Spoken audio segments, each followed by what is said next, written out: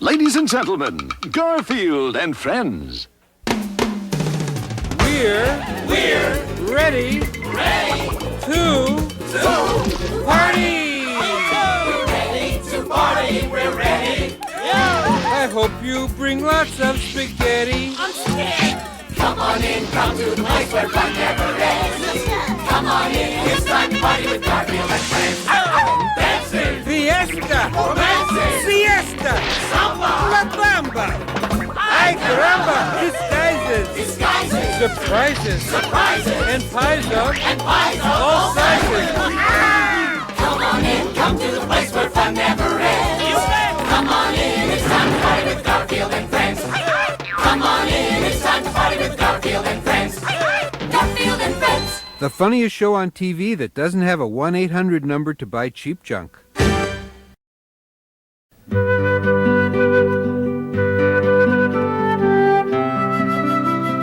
Once upon a time, there was an old miller who passed away and left everything he owned to his 3 sons. To the first son, he left the deed to his home, 25,000 Zordniks, and the bejeweled watch. And to his second son, he left 10 head of cattle, 25,000 Zordniks, and the Klopman diamond. And to his third son, Jonathan, he left his cat. The young man named John was far from delighted with his inheritance. Rodney gets a house, Percival gets cattle, and what do I get? A flea-ridden old cat. But this was no ordinary cat. He said to his new master, Do not fear, new master. I can make you rich and famous. Just get me a sack and a pair of high tops. High tops? Why do you need high tops? You'll see. Now is it a deal? The young man decided that he didn't have anything to lose Except the price of the high tops. except the price of the high tops. So he took the cat to a local seller of fine footwear. And there, they tried to outfit him properly with a pair of high tops. No, here's a pair you might like. Oh, I don't know. Have you got anything in green with purple stripes on them to match my eyes? Oh, and very important, they must have the name of some overpaid basketball player on them. The cat led the young man to a country road not far from the castle of His Majesty the King. Okay, you got your shoes, you got your sack. Now, make me rich and famous. Keep your britches on. The cat's scheme involved capturing some of the local game birds. Step right up, right this way, ladies and partridges. Waddle this way into the first amusement park designed just for birds. Ride on the little swing, play on a tiny plastic merry-go-round. See the world's largest statue of a pigeon. Generals come from miles around just to sit on it. Hurry, hurry, hurry. Got 'em. Birds? A bag of birds is gonna make me rich and famous? These aren't for you, fella. Wait right here. The cat hurried to the palace and was able to obtain an audience with the king himself. You say you have a gift for me from your master, the Marquis of Bijou, your pointy-headedness. He bids you enjoy these. Well, tell your master that You let his gift fly away. I am sorry, but tell your master that I am grateful nonetheless. I don't believe I've ever met the Marquis of Bijou. You will. See ya, King. Then the crafty cat returned to his master with a most unusual order. You want me to do what? Take off your clothes and get in the lake. John didn't understand, but reluctantly he did as told. Cold! Oh boy! Oh no! Big sissy. Now, if I've timed this right, the king should be passing by with a princess any second. Stop! My master needs help! Who dares stop a royal processional? Oh, it's you, cat. What is wrong? My master, the Marquis of Bijou, was bathing in the lake and thieves stole his clothes. Poor fellow. If he needs clothes, I could loan him some of my royal finery. And so His Highness loaned John a suit of his best clothes. So, you're the Marquis of Bijou. Who is? I am. Yes, I am. I am the Marquis of, what did you call me? I can see you are of royal stock. You obviously have blue blood. After 10 minutes in that water, he has blue everything. You know, I've been hoping my daughter, the princess, would meet some handsome young man of royal lineage.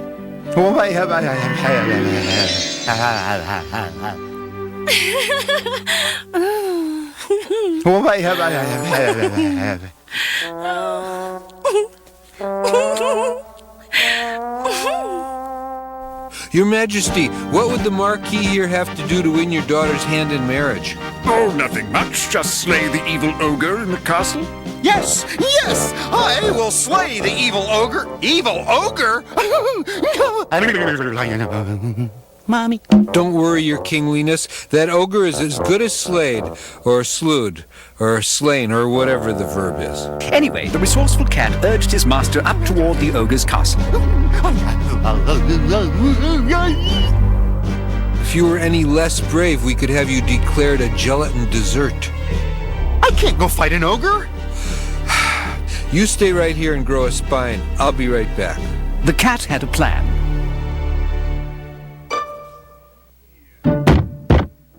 Yes? Good day, sir. We're conducting a survey and there could be a valuable prize for you if you answer a few simple questions. Go ahead. Good. Now, your name, please. Ogre. And your occupation? Ogre. Ogre? You're not one of those monsters who can turn... Nah. What do you mean? I mean that, well, ogres are supposed to be able to change into any animal, but that's impossible. Name an animal. Well, okay, how about a lion? Watch this. See? Oh, sure, I gave you an easy one. Now, try changing into an orangutan, huh? Bet you can't do that. Watch this. Are you convinced? Oh, anyone can do that. Let's see you morph into a cockroach. That would convince me. All right, but this is the last one. Well, are you convinced now? Ogres are so stupid. And so the young man earned the hand of the beautiful princess in marriage. I now pronounce you man and wife. Well, I have to hand it to you, Cat. You did it. You made me rich and famous, and I got to marry the princess and... What's this? My bill. Your bill? Sure, you didn't think I was going to make you rich and famous for a cheap pair of shoes, did you? I'm not sure this is such a happy ending. The king gave us his castle, but the place is a mess. The moat's full of mud and the roof leaks, and look, there's even a cockroach. Well, every house has a little imperfection, and, a cockroach? Step on me, will you? Well, you're about to find out. Find out what? What the high tops are for.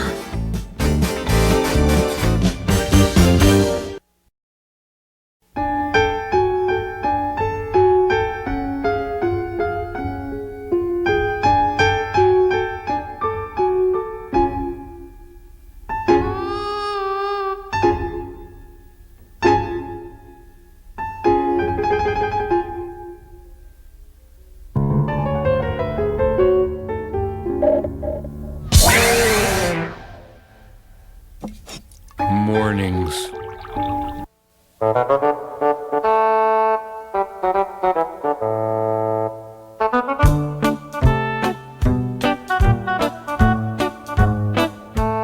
Today we're both going to tell you about what happened to Wade recently. I better get the same pay, man.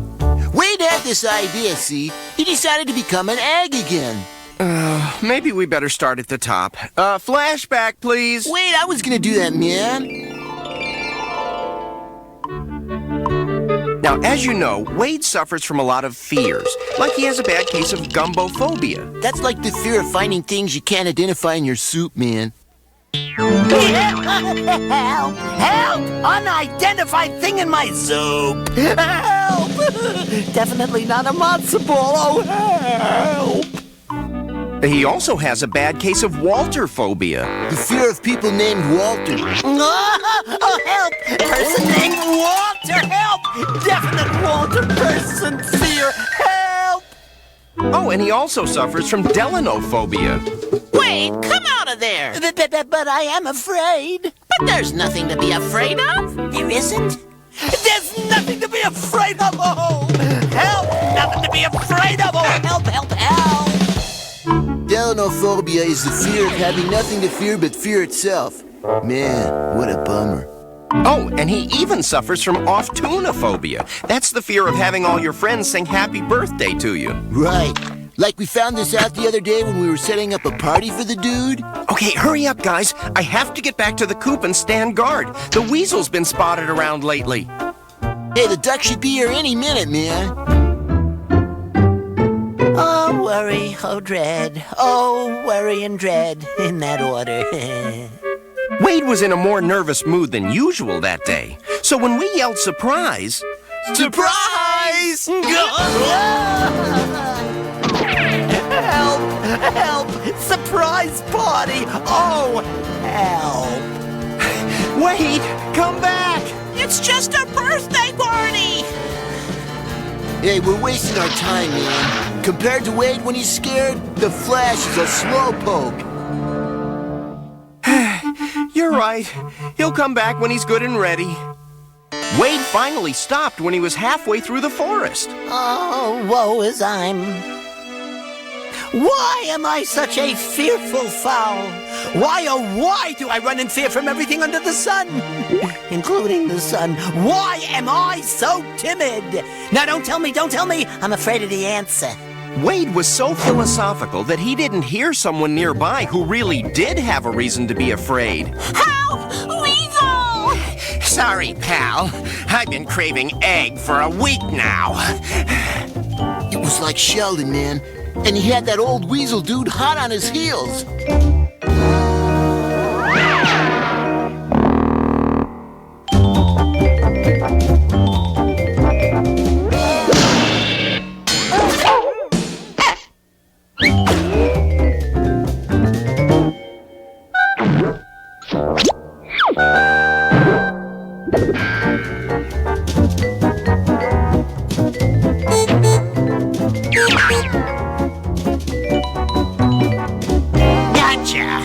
Let's see, shall I scramble you or hard-boil you or poach you? How about pretending it's Easter and hiding me someplace? Shut up!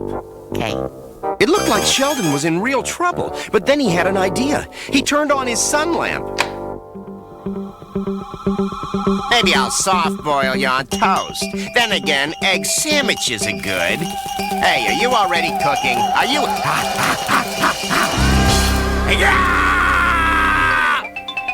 The weasel ran to the stream, while Sheldon, quite proud of himself, ran the other way. Well, that was great. I not only escaped from the weasel, but I got a nice tan in the process. In fact, Sheldon had pretty much forgotten his narrow escape by the time he happened upon Wade. Hi, Wade. Oh, it's you, Sheldon. What are you doing out here in the forest, Wade? Oh, I am reflecting on my lot in life, and a rather empty lot it is. I guess I was just born to be a coward. Oh, that's the kind of thing that made me not want to be born. What do you mean?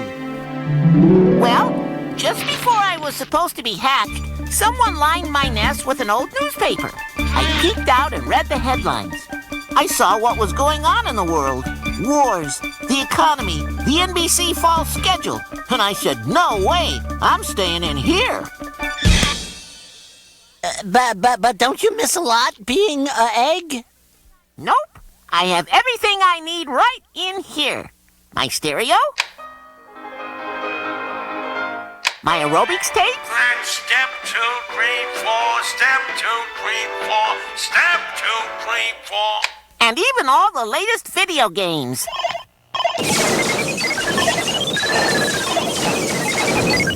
I wouldn't leave my shelf for anything. And that was how the idea got planted in the duck's noggin, I guess. Gee, I was safer when I was an egg, too. He rushed back to the farmyard, where he started fashioning a shell for himself out of paper mache.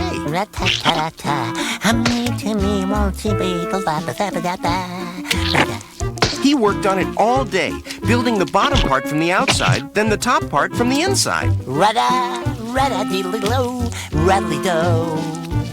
Finally, he was done.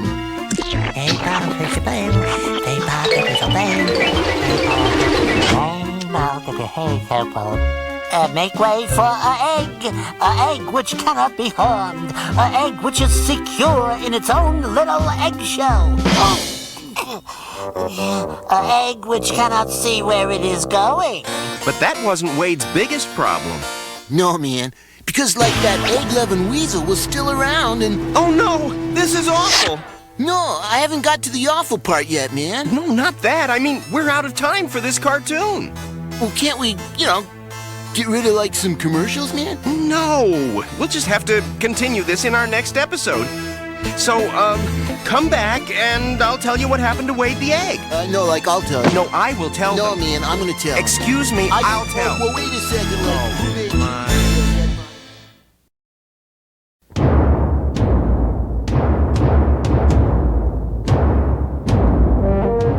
Millions of years ago, this planet was inhabited chiefly by large reptiles we now call dinosaurs.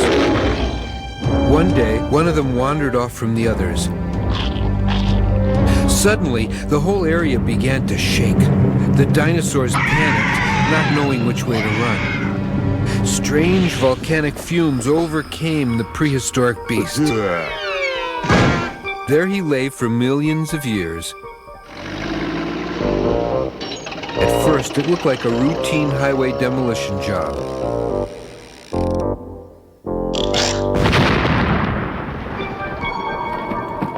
But then, a gust of fresh air, or what passes for it these days, filled a cavern deep within the hillside, and someone awoke. Some kind of dinosaur! Oh, a dinosaur! I must conquer this planet. For days he studied the new inhabitants of this world, and soon he had concocted a fiendish plan to rule all human beings. He decided, I'll paint myself pink and get my own TV show. And now it's time for the Sidney the Pink Dinosaur Show! frightening, horrifying, appalling, yes, but it's also one of Garfield's Tales of Scary Stuff. Oh look, the cat gets a scene in his own show. How innovative. Stay tuned for the Sidney the Pink Dinosaur Show coming up next. Boy, you have to be pretty dumb to watch that show. I can't wait for Sidney the Pink Dinosaur. How about you, Odie?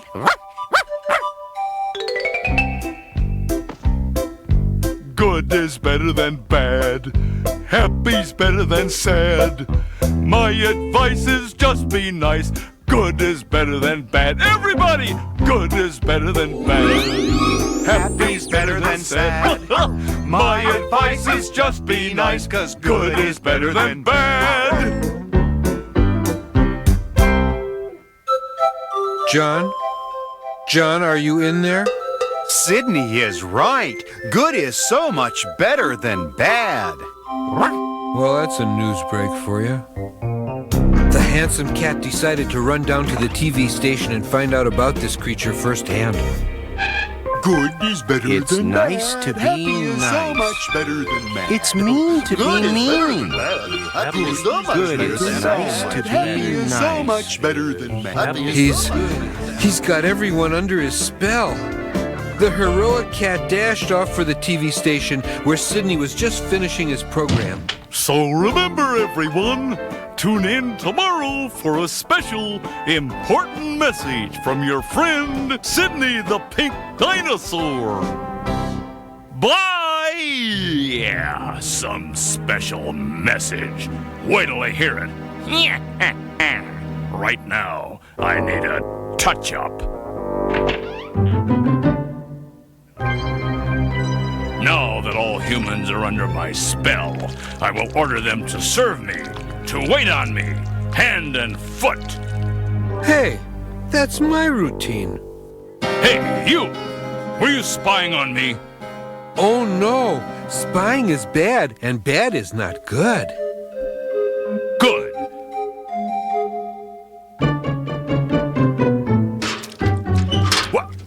What are you doing with my paint?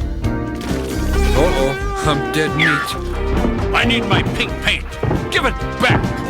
That paint makes people think I'm cute instead of threatening. Stay tuned to this channel for further details.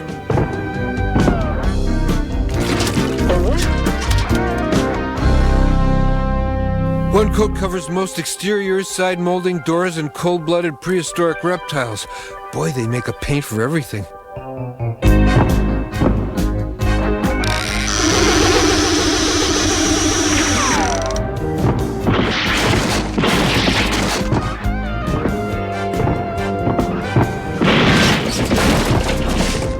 All right, cat. I want my pink paint back, and I want it now!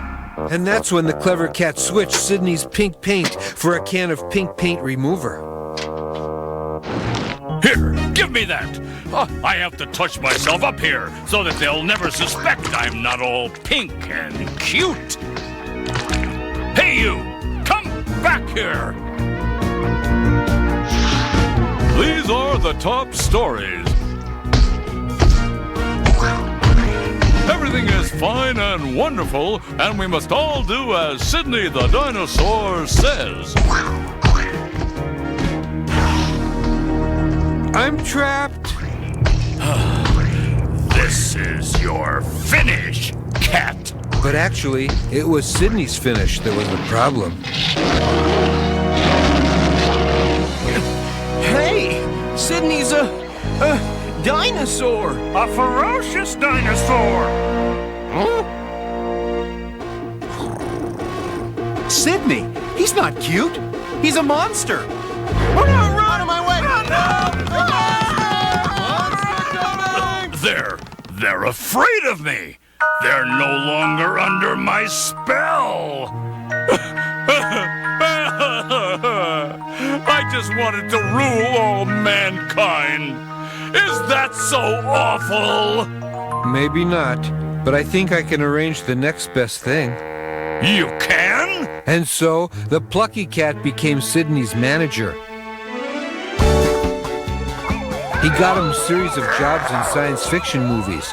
The films made Sidney rich and famous. In fact, he bought himself a 16-acre tar pit in Malibu and, of course, dumped his agent. These parts I've been playing, what I really want to do is direct. The birth of a new star or a monster, sometimes it's hard to tell here on Garfield's Tales of Scary Stuff. Direct? When I found him, he didn't even know what a camera was.